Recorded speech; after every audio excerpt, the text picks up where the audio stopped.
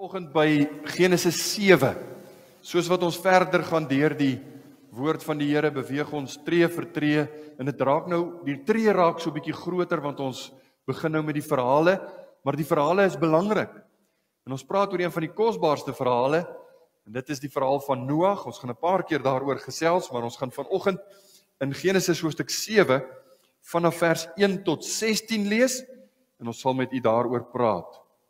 Genesis 7 vers 1 tot 16 is ons skriflesing, dis ook die gedeelte wat ons gaan hanteer. Die Here het iets wat hy van ons daaruit wil sê vanmôre. Terwyl ons so sit, kom ons maak net die harte stil. Ons gaan nie weer enigsins saam sing of iets nie, ons gaan net saam lees en dan die woord verkondig, maar ons het nodig dat die Here met ons sal praat. So kom ons bid. U kan net so bly sit. Ons buig voor die Here en ons vra dat hy met ons sal praat. Here, ons wil vanoggend saam met die Israeliete, toe u hulle verlos het uit Egipte land, wil ons sê, ek wil sing tot eer van die Here, want hy is hoog verhewe. Die Here is my krag en my psalm. Hy het my tot heil geword, het Moses gesê. Ons kan sing van u verlossing as ons dit al persoonlik beleef het. Ons het rede om te sing van u goedheid.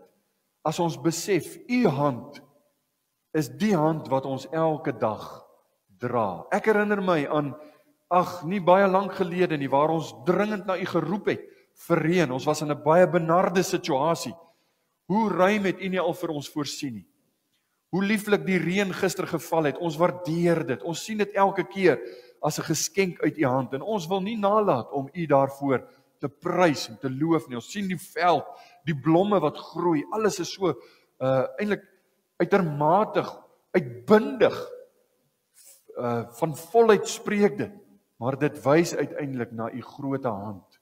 En daarom 'n loflied is gepas. Wat kan ons u bring? Hoe kan ons u ooit vergoed as ons dink aan al u weldade aan my? Wat ons u kan gee, is ons hele lewe. Daarom wil ons u lief hê. Daarom wil ons u gehoorsaam. In dankbaarheid wil ons u volg. Nou is ons bymekaar as 'n gemeente om te luister na u stem. U is die opperherder, en as u nie met ons kom praat nie, is dit alles te vergeefs.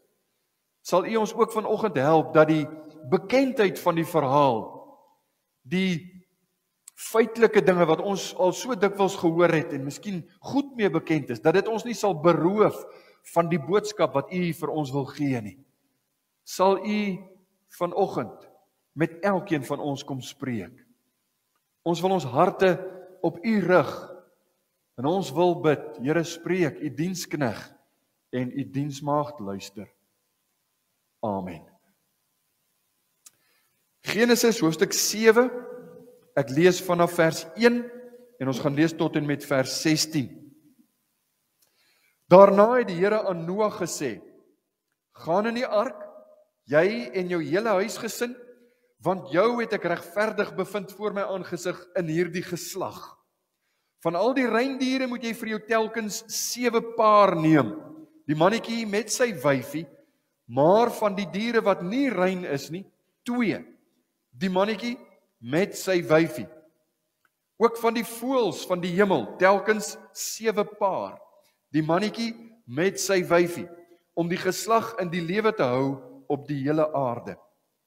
Want oor nog 7 dae sal ek laat reën op die aarde, 40 dae en 40 nagte, en al die lewende wesens wat ek gemaak het, van die aarde verdelg. En Noag het gedoen net soos die Here hom beveel het. En Noag was 600 jaar oud, toe die watervloed oor die aarde gekom het. En Noag en sy seuns en sy vrou en die vroue van sy seuns saam met hom, het in die ark gegaan, vanweë die waters van die vloed. Van die reindiere en van die diere wat nie rein is nie, en van die voëls en van alles wat op die aarde kruip, het daar 2 na Noag in die ark gegaan, 'n mannetjie en 'n wyfie, soos God Noag beveel het. Na die 7 dae kom toe die waters van die vloed op die aarde. In die 600ste jaar van die lewe van Noag, in die 2de maand, op die 17de dag van die maand, op dieselfde dag, is al die fonteine van die groot watervloed oopgebreek, en die sluise van die hemel is geopen, en die stortreën was op die aarde 40 dae en 40 nagte lank. Op daardie selfde dag het Noag en Sem en Gam en Jafet, die seuns van Noag, sowel as die vrou van Noag en die 3 vroue van sy seuns saam met hulle in die ark gegaan. Hulle en al die wilde diere volgens hulle soorte, en al die vee volgens hulle soorte, en al die diere wat op die aarde kruip volgens hulle soorte, en al die voëls volgens hulle soorte, voëls van allerhande vere, van al die vlees waar 'n lewensgees in was, het 2 na Noag in die ark gegaan. En die wat ingaan, het gegaan as mannetjie en wyfie, van alle vlees, soos God hom beveel het. En die Here het agter hom toegesluit. Tot daar lees ons vanoggend in die onfeilbare woord van die Here. U weet sekerlik dat die woord van God, die Bybel, word van alle kante aangeval. Mense vra vrae en mense het allerlei objeksies teenoor dit wat in die Bybel staan. En ek dink as jy praat van verhale, as jy praat van hoofstukke in die Bybel wat bevraagteken word, is hierdie sekerlik een van die hoofstukke wat die meeste aandag kry van die kritici. Hulle kyk na die verhaal en hulle het allerlei objeksies, allerlei kwessies. Sal jy glo dat daar selfs teoloë is van die liberale ouens wat sê Genesis 7 was nie deur een man geskryf nie. Noag het Genesis geskryf so tussen hakies. God het vir Noag gesê wat hy moet verskoon tog. Moses het Genesis geskryf. God het vir Moses gesê wat hy moet skryf. Jy moet my vergewe as ek soms so die name, dit wys maar net ons is mens, ons maak foute, né? Moses het Genesis geskryf. God het vir hom gesê wat moet hy skryf. En selfs in evangeliese kringe is daar ouens wat sê Genesis 7 was deur verskillende ouens geskryf en die rede wat hulle aanvoer is daar word verskillende name van God gebruik. Want nou praat hy van die Here en dan praat hy van God.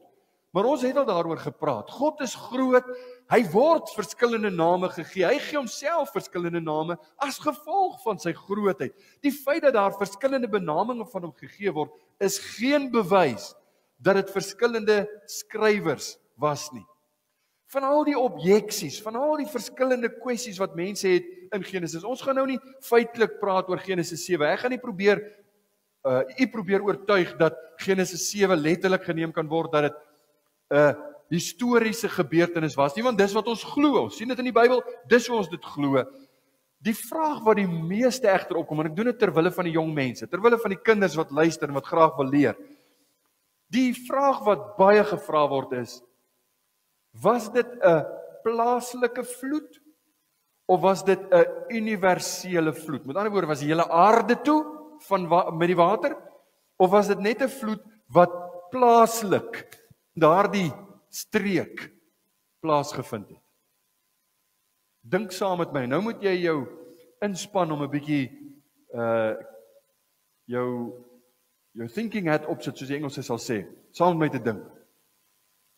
40 dae en 40 nagte se stortreën sal op sigself genoeg wees om die hele wêreld toe te maak met water.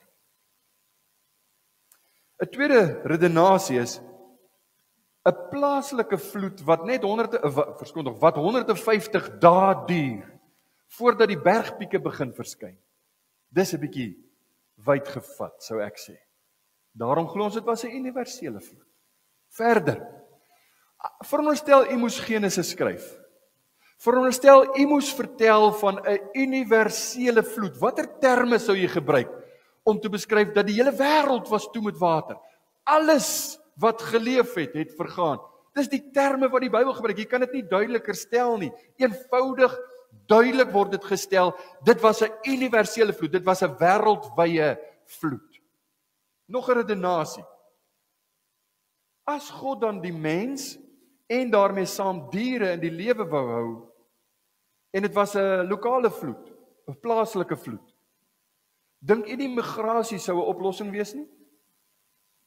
Dan kon hulle net getrek het. God sou net vir Noag moes gesê het, hoorie Noag, ek gaan hierdie gebied vloed, so jy moet so 'n bietjie suid trek, of jy moet noord gaan, of wat ook al.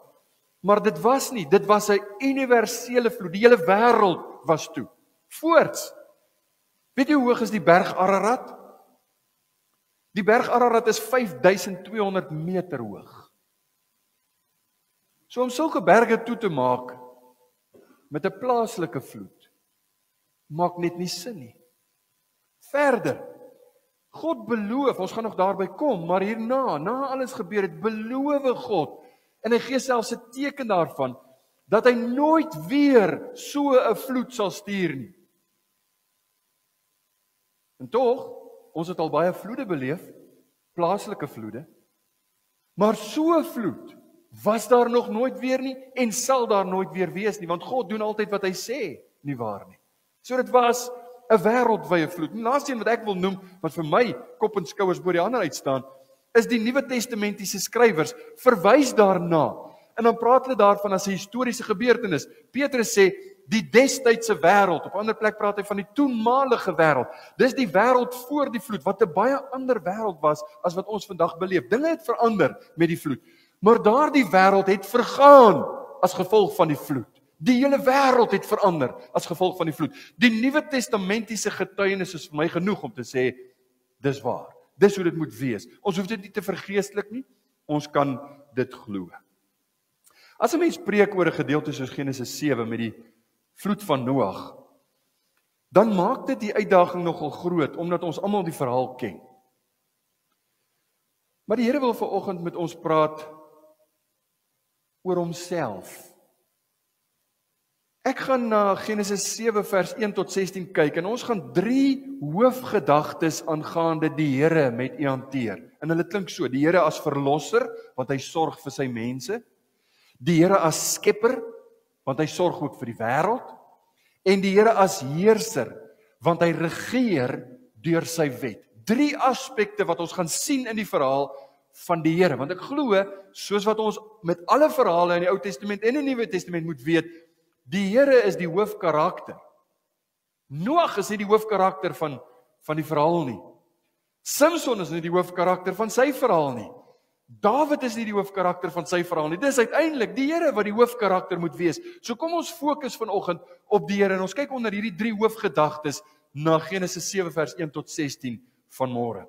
Die eerste gedagte, die Here as verlosser. Ekskuus, ek moet dalk net noem, daarom my tema was die Here van die vloed. Ons kyk na die Here van die vloed. Ons gaan nie na Noag op hom fokus nie, ons gaan van hom praat, ons gaan nie op hom fokus nie. Ons praat van die Here. Die eerste gedagte, die Here as verlosser. Die Here as verlosser. Hy sorg vir sy mense. Noag was besig. Luister, vir 120 jaar het Noag gebou aan die ark. Hierdie groot boksvormige vaartuig wat eintlik nie moes vaar nie, hy moes net dryf, maar waarin hulle moes werk. Hy en sy seuns, heel moontlik hulp gehuur of gehad, maar hulle het gewerk. Hulle was besig vir 120 jaar lank om te bou aan hierdie ark. En dan breek die dag aan, Genesis 7 vers 1. Daarna het die Here aan Noag gesê, gaan in die ark, jy en jou hele huisgesin. Die groot dag het nou gekom. Hier sê die Here, dis nou tyd. Gaan in die ark, en let op die woorde, jy en jou hele huisgesin. Daar's iets wat ons hier moet raak sien. En ons het dit al gesien met die skepping, ons het dit al gesien nadat die mens geskape is, die gedagte van God se werkswyse met die mens is altyd in verbonde. En hier het ons vir u gesê, die eerste keer, die beginsels was duidelik al, maar hier is die woord wat gebruik word in die verhaal van Noag, want die verbond en die beginsel van die verbond, wat ons sien tussen God en sy mense, kom duidelik hier na vore, en veral in die woorde, jy en jou huisgesin. God werk met die mens, met verbonde. En as gevolg van die verbond is daar sekere beginsels wat ons moet verstaan. Ook in vers 7 Laat ons gelees in Noag en sy seuns en sy vrou en die vroue van sy seuns saam met hom het in die ark gegaan vanweë die waters van die vloed. 8 mense gaan in die ark. 8 mense bly behoue. Toe die res van die wêreld, alles wat asemhaal, is verdelg. Maar 8 mense word daardeur in die ark behoue gehou, word gered op grond van die geloof van een man, Noag. Hier's 'n paar goed wat ek wil hê jy moet raak sien. Waarvan die eerste is, God se primêre manier van evangelisasie is binne-in die huisgesin. Die oordra van die evangelie van pa en ma na kinders. En dan daardie kinders na hulle kinders. En dan daardie kinders na hulle kinders. God se primêre manier van evangelisasie, volgens die verbondsbeginsel, is binne die huisgesin. Kinders word geleer aangaande Jesus. Hulle word geleer van die evangelie sodat hulle, nou kennis red jou nie, maar kennis help jou, want dis deur die woord wat geloof kom. Hulle word geleer van die Here Jesus, hulle word geleer van sy verlossing, hulle word geleer van sy kruis, sodat hulle in hom kan glo, sodat hulle hom kan aanneem as saligmaker en verlosser. Onthou jy die geslagsregister van Set wat ons hanteer het in hoofstuk 5? Daar was die beginsel duidelik. Jy lees elke keer, hierdie ou is gebore en hy het so oud geword en hy het seuns en dogters gehad, en dan sy seun, hierdie seun het so oud geword en hy het seuns en dogters, en dan sy seun. En die lyn van Set wat ons gevolg het baie mooi geloop. Noag was die 10de in hierdie lys. Dis die lyn wat God se plan was, hoe die evangelie, hoe sy woord oorgedra moes word in hulle geslagte. Genesis 5 vers 32 sê vir ons, en Noag was 500 jaar oud. En Noag het die vader geword van Sem, Gam en Jafet. Ons het nou nie tyd om daaroor te praat vanoggend nie, maar daar's 'n redelike goeie rede. Daar's 'n baie goeie rede waarom die jongste eerste genoem word. Sem was nie die oudste, maar hy word eerste genoem. Dis die lyn waardeur hierdie geloof dan nou oorgedra gaan word. En die idee is dat jy die geloof moet oordra aan jou seuns, jou dogters, aan jou kinders. En vriende, dis 'n baie duidelike Bybelse begrip wat ontsettend belangrik is en waarvan die wêreld gekom het en ons probeer beroof het. Christenouers is verplig om hulle kinders te leer van Jesus. Dis nie of jy wil en jy weet of dit jou keuse is nie. Jy moet jou kinders leer. Kyk na Deuteronomium 6 vers 6 en 7. God sê vir Moses, hierdie woorde wat ek jou vandag beveel, moet in jou hart wees. En jy moet dit jou kinders inskerp en daaroor spreek as jy in jou huis sit en as jy op pad is en as jy gaan lê en as jy opstaan. Die implikasie is, jy moet reg deur jou lewe, moet jy jou kinders leer aangaande Jesus, aangaande die Here wat red. Hy is die een wat jou kinders moet ken. En ek wil baie duidelik wees, dit beteken nie dat ouers hulle kinders kan red. Om die waarheid te sê, ons het geen waarborg. Ons het geen waarborg dat ons kinders die Here sal dien en sal voortgaan. Voor bekering is kinders wat onder die belofte van die Here, ons praat van die verbond, kinders wat onder die verbond gebore word.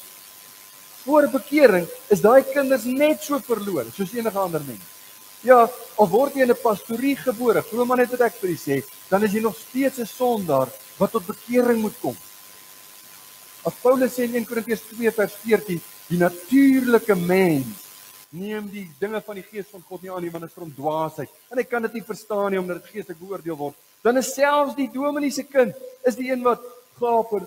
Hy hou nie eintlik baie van Bybel nie en hy wil nie regtig huisgodsdienst hou nie. Hy sal baie eerder buite wil speel. Hy sal eerder allerlei goed wil doen as om huisgodsdienst te hou. Hoekom? Want hy's 'n natuurlike mens. Hy's ongered. Maar jy moet hom leer. Jy moet hom inskerp. Dan is dit natuurlik ook waar dat kinders wat in 'n Christelike huis gebore is, kinders wat in 'n Christelike huis groot word, is altyd hulle redding 'n wonderwerk. Niks kleiner, niks minder as iemand wat uit 'n heidense omgewing of 'n baie erge goddelose agtergrond tot bekering kom. Dis dieselfde genade. Wedergeboorte is altyd 'n wonderwerk, 'n wonder van God se soewereine genade, iets wat hy skenk. God gebruik hoofsaaklik die ouers om die kinders te leer. Hy gebruik hoofsaaklik die woord, maar die ouers moet daardie woord vir hulle kinders leer en dit inskerp. Maar dit bly 'n bonatuurlike werk wanneer iemand tot bekering kom. Wanneer kinders tot bekering kom. Dis net altyd goed en reg. Dis beter as dit hoe vroeër hoe beter, né? As dit vroeg is. So hoe gouer hoe beter. Nou ek wil vir julle sê alle mense. Hoor nou die woorde, ek praat Bybel. Alle mense is binne bereik van God se reddende hand. Niemand is te ver van God af. Niemand is te goddeloos. Niemand is te verlore vir God om te red nie. Maar ons sien God het 'n tendens. Daar's ons 'n neiging. Sy werkswyse is hoofsaaklik om mense te red uit gesinne wat onder die voorregte en die beskerming van sy verbond lewe. Nou dis 'n vreemde woord wat ons nie vandag baie gebruik nie, né? En ek dink die ouens wat hom wel al gehoor het, is bang om te gebruik, juis as gevolg van die rede dat hulle bang is.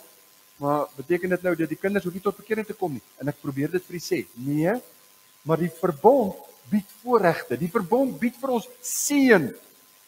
Die gewone manier is waarop God nou mense red, en die tendens waarop God werk, is om kinders te red van ouers wat God ken en wat God dien. Om kinders te red van ouers wat 'n Christelike huis skep met voorregte daarvan. En dis 'n Christelike huis is 'n stuk toerusting eintlik in die hand van die Here om daardie kinders te red.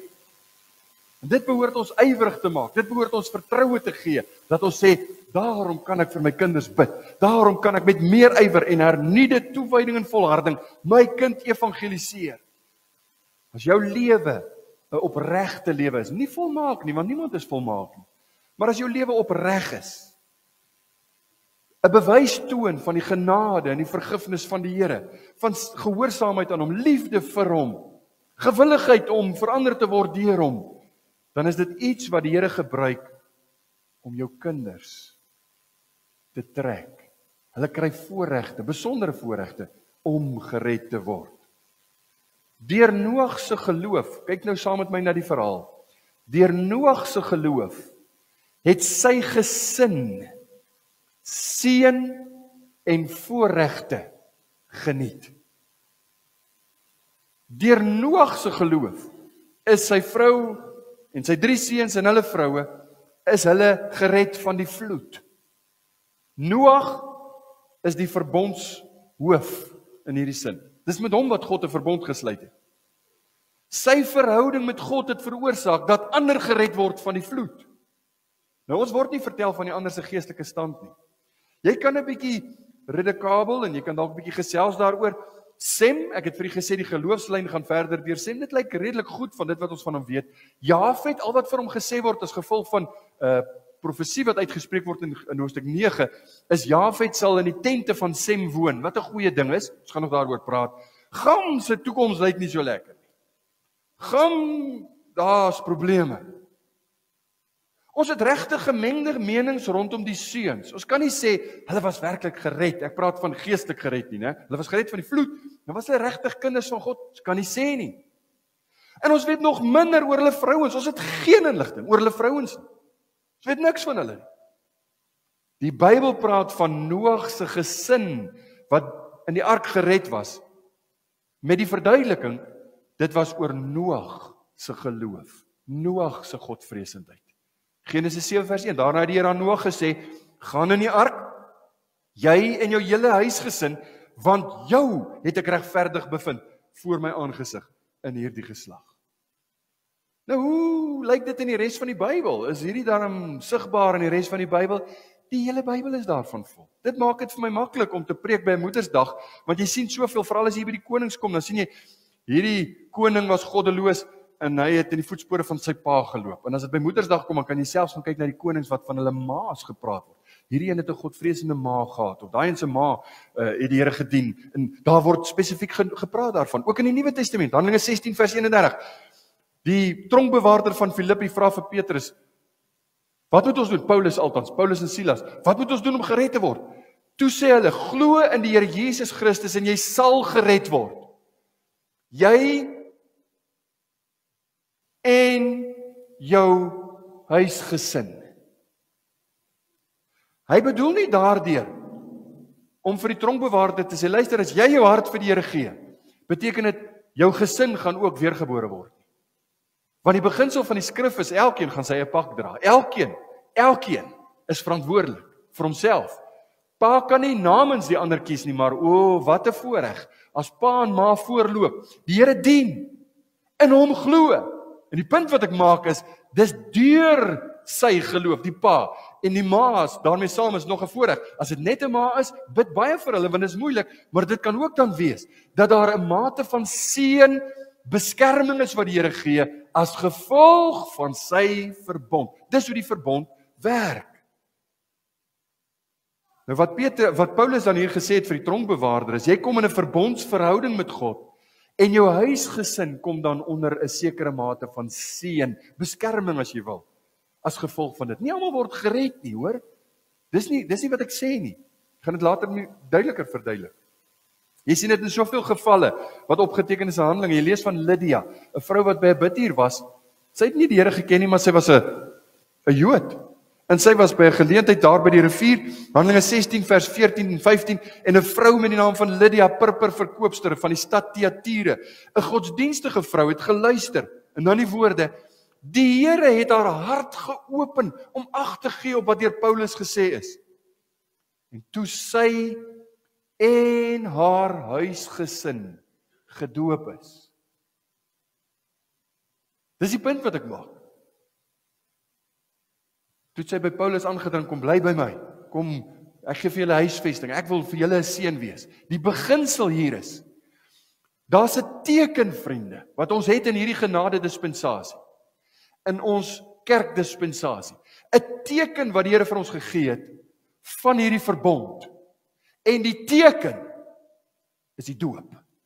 Dis wat ons bely.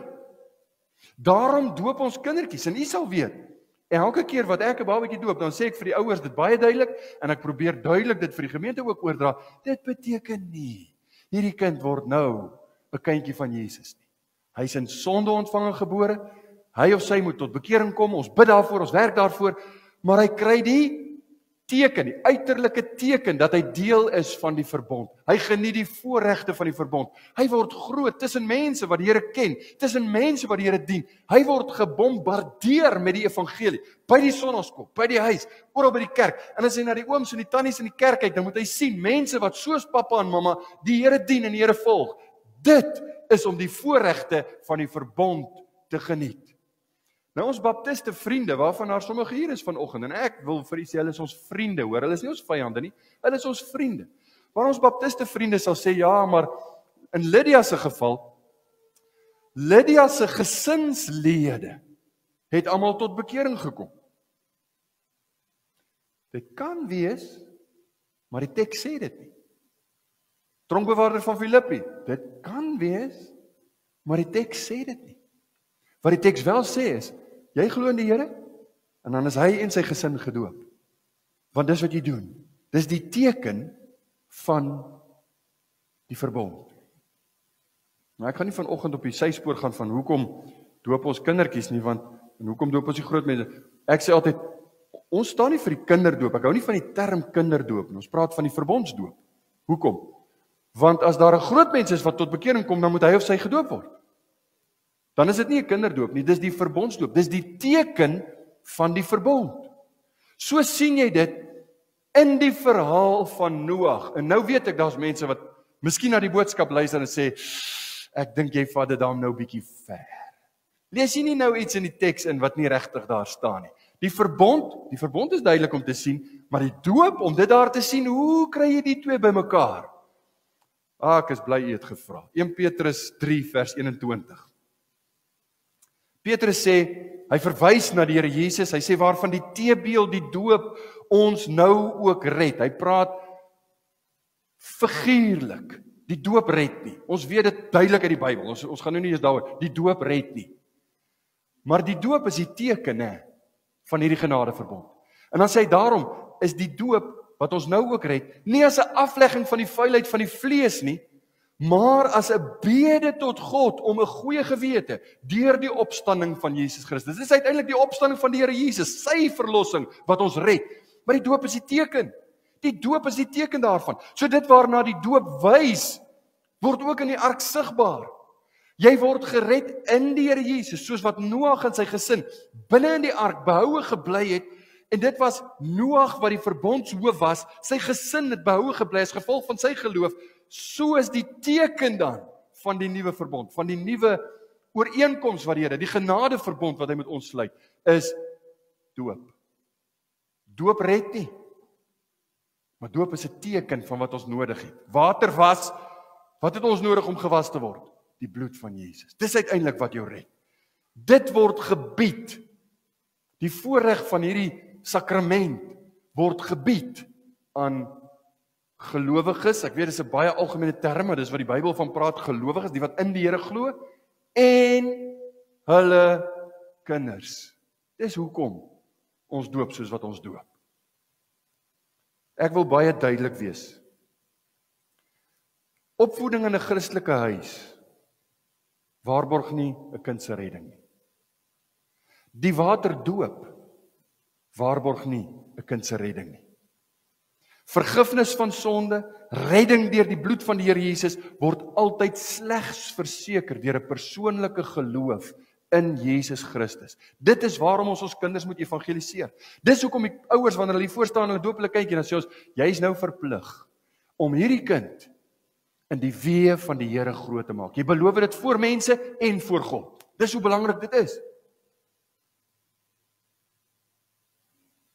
Dis diabolies, dis satanies, en ek wil dit so sterk as moontlik uitdruk, om te beweer dat ons kinders gered is, bloot net omdat hulle verbondskindertjies is. Daar's baie mense wat dit glo. Ongelukkig is daar gereformeerde kringe waar hierdie dinge reg toegepas word, maar verkeerd verkondig word. Dan sê hulle, omdat ek nou hierdie kind gedoop het, sê die dominee, daarom word sy naam nou in die boek van die lewe geskryf. Dis satanies. Dis boos. Dis 'n leuen. Kinders moet geëvangeliseer word, hulle moet geleer word. En daarom is verbondskinders onder 'n geweldige voorreg, né? Wat 'n voorreg om met die voorregte van die verbond groot te word. Met die voorregte van dit wat die Here jou bied. Dis die teken. Maar 'n groot voorreg bring 'n groot verantwoordelikheid. En daarom het die Here Jesus by geleentheid in Matteus 11 vers 21 en 24 praat hy met twee van die dorpe in Palestina. Verbondsdorpe, dit was Jode. Hy sê, wee jou Chorazin en wee jou Betsaida. Ek sê vir julle vers 24, dat vir die land van Sodom sal dit verdraagliker wees in die oordeelsdag as vir jou. Hoekom het hy dit gesê? Hulle het die voorregte van die verbond geniet. Hulle het soveel voorregte gehad. Maar hulle wou nie gered word nie. Hulle wou hulle nie bekeer nie. Daarom sal die oordeel groter wees. Kinders wat groot word onder die voorregte van die verbond, ek wil vir julle sê, as hier van julle is wat my verstaan, gryp die geleentheid aan om in Jesus te glo as jou persoonlike saligmaker. Moenie dink, omdat pappa en mamma die Here ken, jy's outomaties op pad hemel toe nie. Jy is 'n sondaar wat tot bekering moet kom. Maar ons wil jou leer hoe om gered te word. Jy moet na Jesus kyk, jy moet hom sien, jy moet in hom glo. En daarom is ek van mening, mense wat hulle kinders grootmaak, sonder om hulle te doop, geniet die voorregte, maar hulle weier die teken. Onthou, dis net 'n teken. Dis soos om vir Absa te werk, en ek dra Absa se hemp met die teken, en hulle sê vir my, wie betaal jou salaris? Hierdie teken. Nee, dis net die teken. Absa is waaroor dit gaan. So die doop is net die teken, maar dit bly die teken. As jy by Absa werk, sal jy die teken dra. God sê, gaan, verkondig die evangelie, disipel mense, doopende hulle in die naam van die Vader, die Seun en die Heilige Gees. Daarom doen ons wat die Here beveel het. So Noag se verhaal wys vir ons dat God werk met ons deur verbondsverhoudings. Hoe kosbaar is dit vir my wanneer kinders groot word? Dit is vir my 'n voorreg om mense te ken hier wie se oupas die Here gedien het en hulle ouers dien die Here. U sit dalk hier en daar is kinders wat in die voetspore volg en nou bid ons dat hulle kinders in dieselfde voetspore sal volg. Dis hoe dit moet loop. Dis hoe dit veronderstel is om te gaan in die plan van God. Elkeen van ons is eintlik 'n resultaat van Noag se geloof. Dink daaraan. Dis hoe God se verbond werk.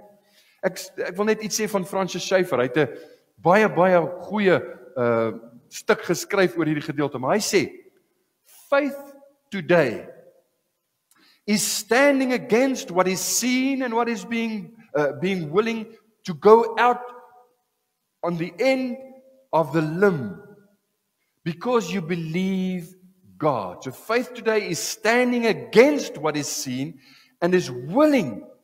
Jy's gewillig om alles op die prys te op die spel te plaas. Because you believe God. Faith is not a leap. It's nie 'n sprong in die donker nie. It's not a denial of rationality. God vra nie dat ons rationaliteit eenkant toe skuif as ons hom glo nie.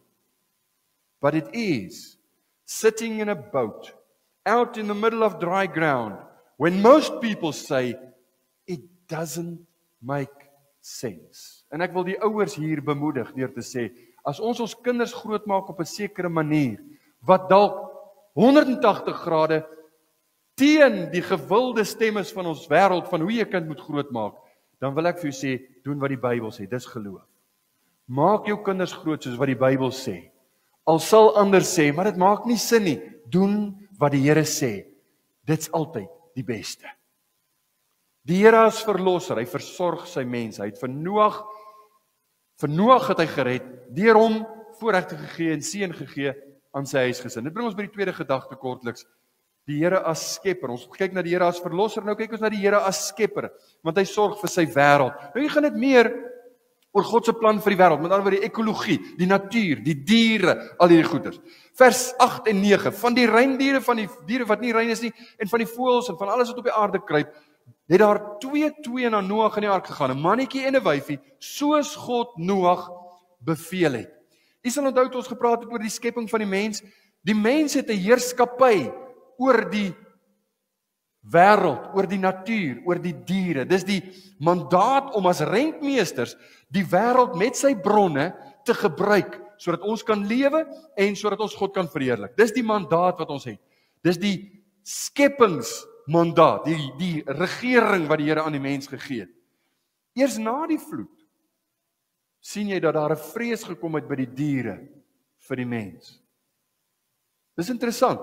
So voor die vloed lyk dit vir my asof dit was soos in, jy weet, die ou klassieke Bambi, Disney prent, né, waar die bokkies in jou agtertuin loop en jy loop uit en gee vir hulle kos en hulle is mak. Dit gebeur so met uitsonderings vandag, maar oor die algemeen, vandag, ons het altyd 'n gesegde gehad, nou ek het nog nooit hier in die Oos-Kaap gejag nie, maar in die Noord-Transvaal, ons het altyd gesê, as jy 'n koedebul sien, dan is dit omdat hy jou, of omdat hy wil hê jy moet hom sien, maar jy sien nie sommer 'n koedebul in die Noord-Transvaal nie. Digte bosse, dis hulle veld, so diere is bang vir mense.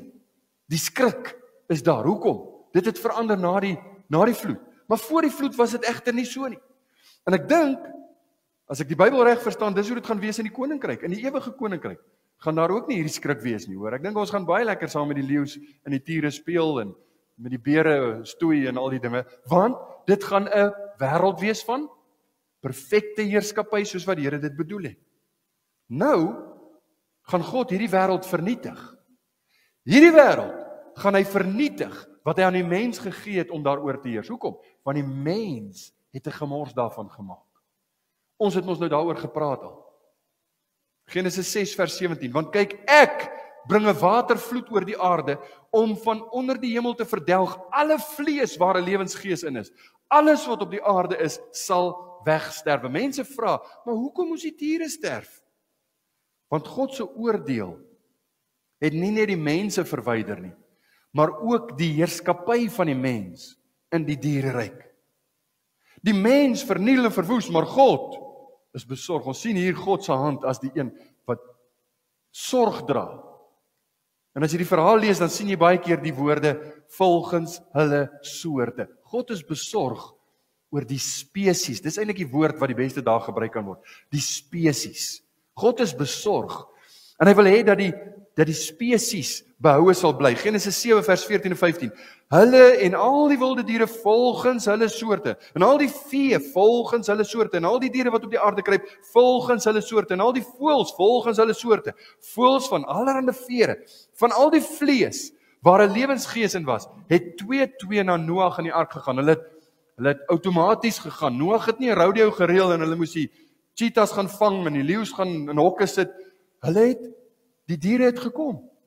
Skrywers en ouens wat ek baie ooghare voor het, sê, dis heel moontlik dat dit in die herfsttyd was en die diere het 'n tipe van 'n hibernasie ingegaan. Hulle het geweet, dis nou tyd om te rus. God het gepraat, hulle het geluister, hulle het in die ark gegaan en hulle het baie rustig vir daardie tydperk net geëet om te lewe, om te oorleef, en daarna is hulle weer uit die ark.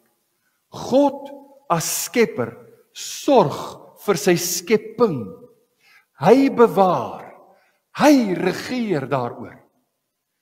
En om die diereryk te bewaar, moes hulle 2, mannetjie en wyfie, in die ark ingaan. Wat 'n teregwysing vir die malheid van ons dag, né? As jy 'n spesie in die lewe wil hou, dan het jy 'n bloue en 'n pinke nodig. Dit maak sin. Maar as jy vandag glo wat die populêre media vir jou sê, sterkte vir jou ras, jy gaan dit nie maak nie. Dit gaan nie gebeur nie. Dis 'n belaglikheid, ek gaan dit nou net daar los. Let op, hoofstuk 7 vers 2 sê, van al die reindiere moet jy vir jou telkens 7 paar neem. Die mannetjie met sy wyfie, maar van die diere wat nie rein is nie, 2, die mannetjie met sy wyfie. 3 maal in ons geleesde gedeelte word dit beskryf dat die diere ingegaan het. 3 maal word daar vermeld, die diere, mannetjie en wyfie, die pare, van die reindiere, 7 pare. Nou daar's 'n kwessie met die Hebreëus. Dit wil vir my lyk, of dit kan wees, 7 diere. Mannetjie en 'n wyfie, en 5 ander wyfies. Kan wees. Die Hebreëus, ek is nie Hebreëse kenner nie, maar een van die ouens sê, dit lyk so. Hoe dit ook al sê, 3 maal word gepraat van die diere. Vers 7 en 8, van die reindiere en van die diere wat nie rein is nie, van die voëls en van alles wat op die aarde kruip, het daar 2 na Noag in die ark gegaan, 'n mannetjie en 'n wyfie, soos God Noag beveel het. Nou vriende, as jy herhaling in die Bybel sien, wat beteken dit? Dit is 'n uitroep, dit is 'n beklemtoning, dit is 'n, soos ons bold sal druk, of kursief sal druk, of sal onderstreep, so is dit 'n beklemtoning, die herhaling. Nou wat sê dit vir ons van die skepping? Dit sê vir ons, God sorg vir sy skepping. Hy sal nie toelaat dat iets van die tafel afval nie. God sal nie toelaat dat 'n spesie, 'n soort, wegraak en verdwyn in hierdie tyd nou, as gevolg van sy vloed. Hy is soewerein. So gepraat van soewereiniteit. Ek het vir julle gesê, die diere het van self aangekom. Dis God se soewereiniteit. Hy praat, die soewereine stem van die Skepper praat, die diere gehoorsaam. Hy praat, hulle doen. Kom kyk na die Here as verlosser, hy sorg vir sy mens. Die Here as skepper, hy sorg vir die wêreld. Die laaste gedagte, die Here as heerser. Hy regeer deur sy wet. Hy behou steeds die mag en die reg om soewerein te regeer. Nou ek wil dit sê omdat die mens het boosheid aangehang. Die mens het gekies om te rebelleer. Die mens het gekies om God se wet weg te stoot. Sy eie weg het hy geloop en God se weg verlaat in rebellie. Daarom het die Here vir Noag gesê, Genesis 7 vers 4, oor nog 7 dae sal ek laat reën op die aarde, 40 dae en 40 nagte, en al die lewende wesens wat ek gemaak het van die aarde verdelg. Baie interessant, as jy lief is vir detail. Vers 13 sê, op daardie selfde dag het Noag en Sem en Gam en Jafet, die seuns van Noag, sowel as die vrou van Noag en die 3 vroue van sy seun saam met hulle in die ark gegaan. God sê vir Noag 7 dae, dan gaan die vloed kom. En Noag was nou op sig soos ek. Hy het gewag tot dag 7. Toe gaan hy in die ark. Op daardie selfde dag, letterlik die laaste dag, die dag toe dit begin reën het, as jy kyk na vers 10, het Noag en sy gesin in die ark ingegaan. Vers 11 en 12 sê, in die 600ste jaar van die lewe van Noag, in die 2de maand, op die 17de dag van die maand, op dieselfde dag is al die fonteine van die groot watervloed oopgebreek, die sluise van die hemel is geopen, en die stortreën was op die aarde 40 dae en 40 nagte. Let op die detail, vriende. Dis nie sommer net 'n mite nie.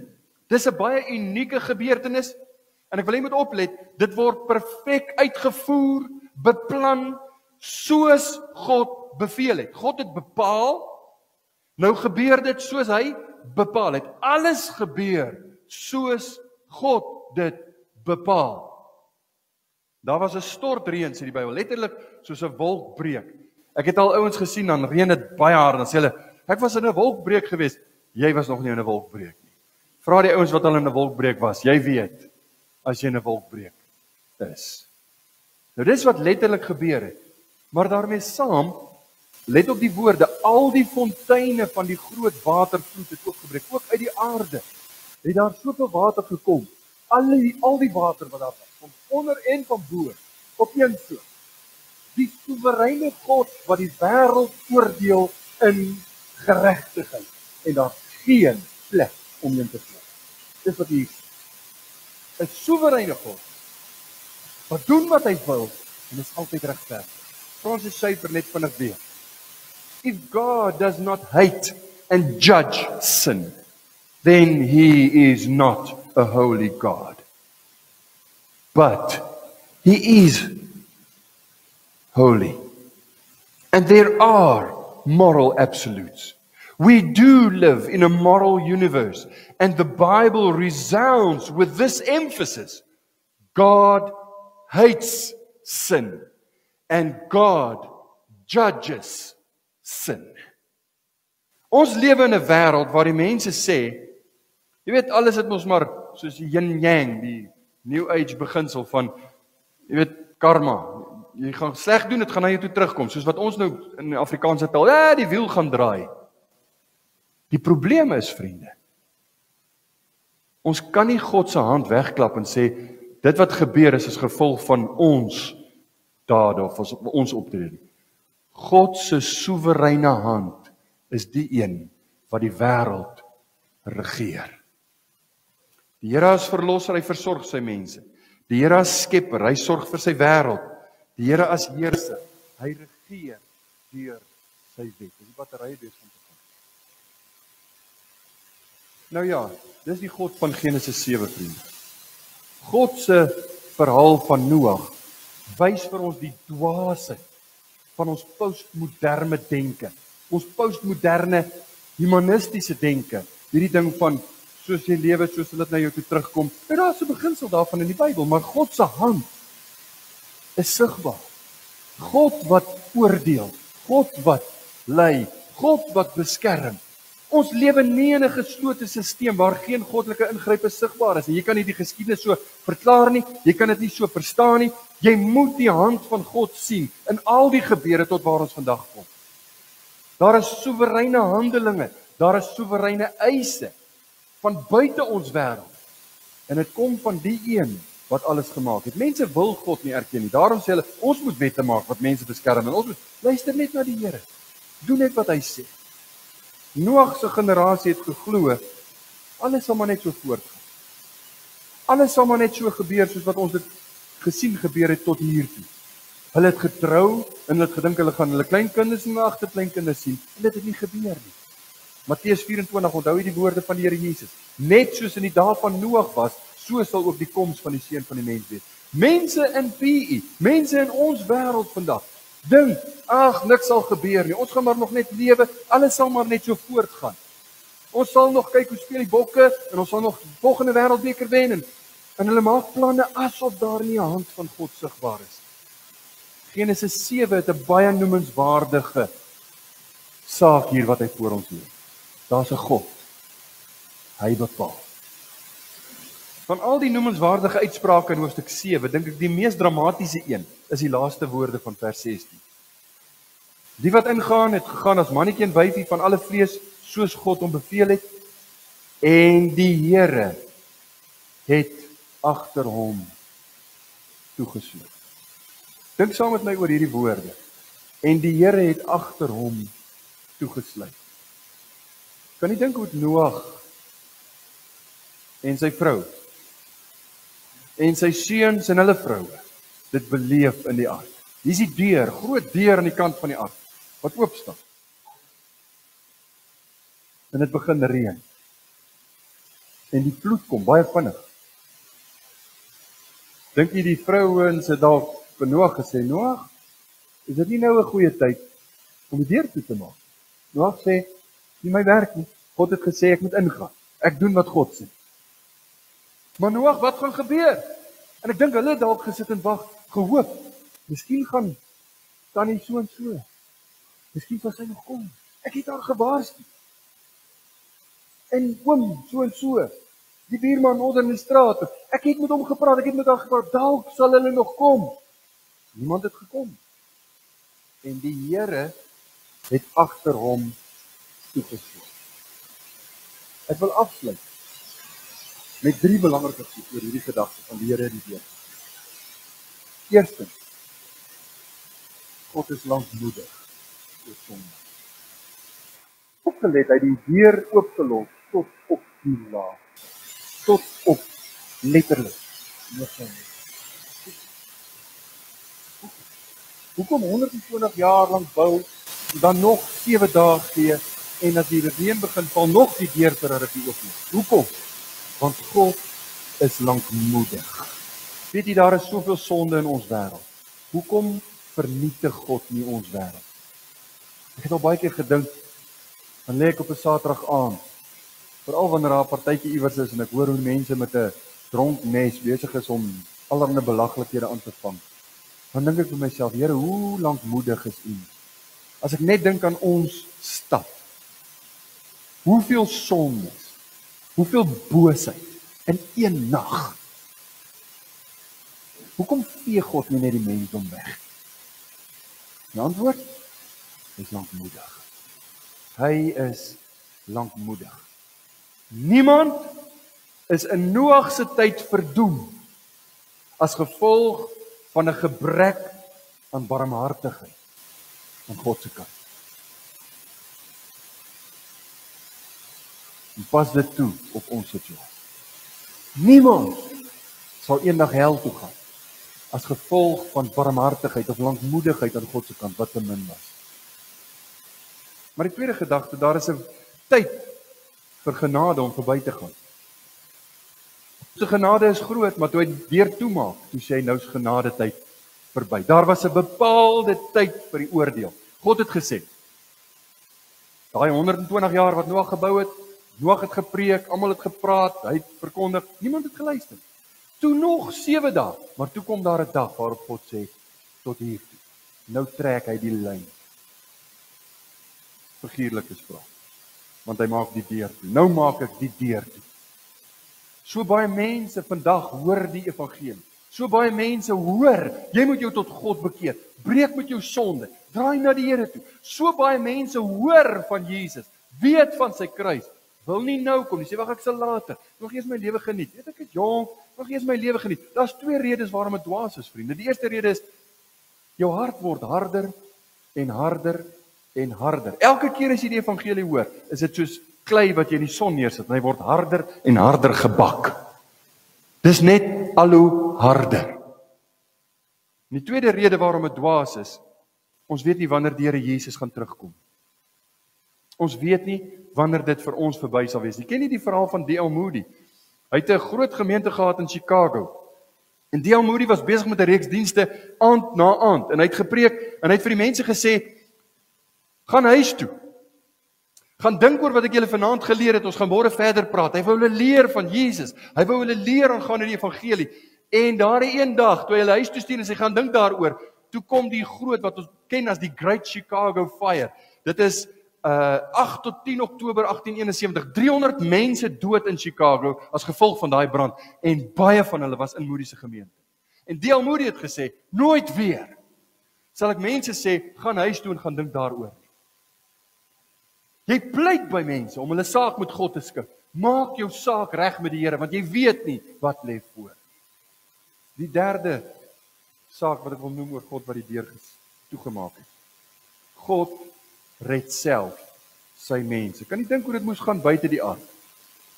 Toe die deur toegemaak word, hoe dit gegaan buite die ark? Ek dink daar was baie mense wat toegegaan het en gesê het, Noag, ek is nou reg. Noag, ek hoor wat jy vir my gesê het. Asseblief, ek is nou hier, ek sal nou kom. Kan jy dink hoe dit gegaan buitekant? Spyt, woede, vrees, angs. Maar die deur is toe. En tog, dink saam met my hoe dit gegaan binne die ark. Dink aan binne die ark. God het die deur toegemaak, sê Noag vir sy vrou. Hartjie, dis nie nodig om nog pik te smeer nie. Hartjie, God het daai deur toegemaak. Niks sal met ons gebeur nie. Dink toe die ark begin skuif, die water raak so diep dat die ark begin beweeg, en die vrouens gil ons altyd so ietsie as daar sulke goed gebeur. Moenie bang wees nie. God het die deur toegemaak. Is dit nie wonderlik, vriende, dat die redding van God se mense, kom ons maak dit persoonlik, ek gaan van myself praat, dis vir my wonderlik, om te weet as gevolg van die Bybel leer, my redding, my saligheid, is nie in my eie hand nie. As dit in my hand was, dan was ek bekommerd. Maar dis God wat die deur toemaak. Dis God. Net soos hy nie ons saligheid oorlaat aan ons eie meriete, ons eie optrede, ons eie dinge nie. Net so is hy die een, wat soos hy die ark verseël het, my lewe verseël. Paulus hy seël dit met die Heilige Gees. 1 Petrus 1 vers 4 en 5, sodat ons 'n onverganklike, onbesmette en onverwelklike erfenis kan verkry, wat in die hemele bewaar is vir ons, wat in die krag van God bewaar word, deur die geloof tot die saligheid wat gereed is om openbaar te word in die laaste tyd. Ek kan dink, toe die storm verby is, dit reën vir 40 dae, maar die ergste is verby, hier dryf die ark.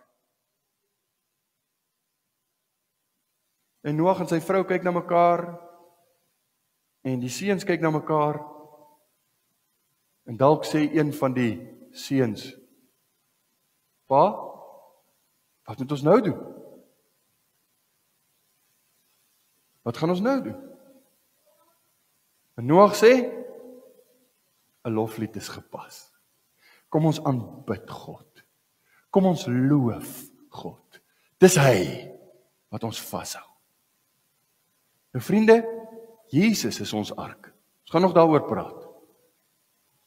Die vraag vanoggend is, waar is jy? Waar leef jy? Is jy binne in die ark? Is jy binne in God se veilige bewaring, binne in sy seun? Of is jy nog besig om jou eie kop te volg? Is jy nog besig om jou eie lewe te leef vir dit wat jy wil hê, vir jou doelwitte, jou drome? Jy jaag die Disney droom na. Hierdie, jy weet, droom van alles wat jy in jou lewe wil bereik. En moenie opgee op jou drome nie, sê die wêreld. Dis 'n mite. Gee jou lewe aan die Here. Glo in die Here Jesus en jy sal gered word. Jy en jou huis. Deur jou wil God baie ander seën. Gee jou lewe aan die Here oor. Glo in die Here Jesus, skuil by hom. Moenie op jouself vertrou nie. Mag die Here vir ons genade gee om ook in die eenvoudige verhaal sy hand te sien. Amen. Kom ons bid saam.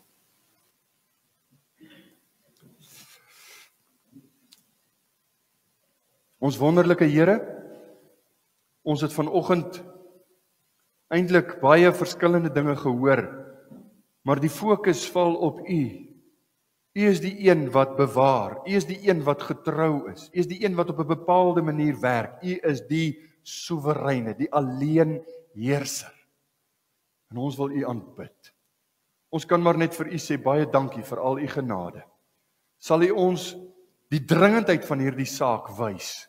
Hier mag dalk mense sit wat meen omdat hulle in 'n kerk is of omdat hulle gedoop is of omdat hulle een of ander ding gedoen het, nou neem hulle aan dat hulle outomaties kinders van God is. Maar daar is geen liefde vir U nie. Daar is geen toewyding aan die saak nie. Daar is geen sigbare vrug wat gedra word in hulle lewe nie. En ek wil bid dat U siele sal red, dat U bekeringsgenade sal skenk, veral vir ons kinders. Vir ons kinders wat groot word onder die evangelie, wat al die regte antwoorde ken, dat hulle dit persoonlik sal maak. Dat hulle die tree in geloof sal gee om te sê, ek glo in die Here Jesus. Ek vertrou hom om my te red. Hy is my enigste hoop. Maak dit vir ons 'n dringende saak. Sal U verheerlik word in ons lewe. Amen.